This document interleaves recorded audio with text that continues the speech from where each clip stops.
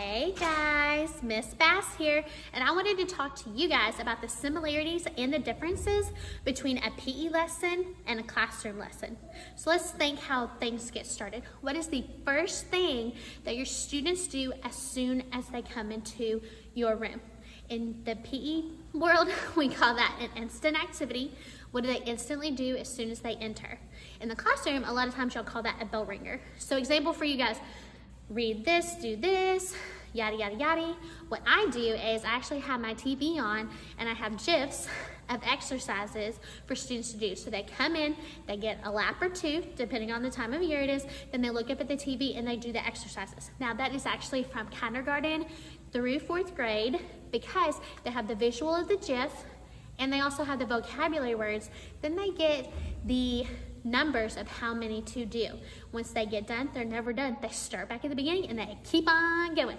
This gives me time to talk to a teacher, talk to a student they know need it, make sure equipment's set up and ready to go for the next class, because most of the time my classes are back to back to back.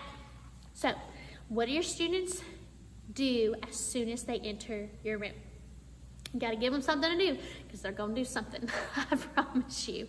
The second thing is a warm-up, okay? To get their brains, and in my case, their bodies, ready for new learning. So in the classroom, a lot of times it might be a review of what you did the day before. For us, it's a warm-up activity. It's gonna involve our locomotor skills, walking, jogging, running, hopping, jumping, leaping, skipping, sliding, and galloping, as well as I integrate our fitness in there.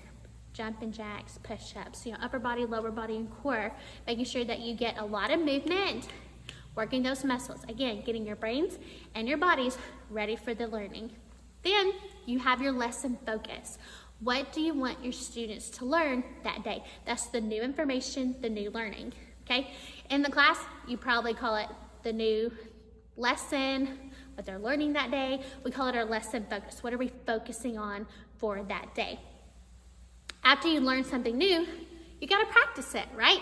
So we call that our closing activity. You can practice it by yourself, you can practice it with a partner, you can practice it with a group, you can practice it in a game type situation. For you guys, a math sprint or a review sheet or with your partner, however you like to do that. But they come in and they do something, right? You get their brains and bodies ready for the new learning. You'll learn something new, and then you practiced what you learned, whether you add it with multiple people or add what you did the day before, adding the new stuff. So that's just a little bit of similarities and differences between the classroom and the gym. And I want to tell you that my ultimate goal for you guys is that we work together. I integrate academics into my room, you integrate movement into your room, which makes you a movement educator. Okay, my goal is for me to always be a PE teacher and to always have my job because that's what I need.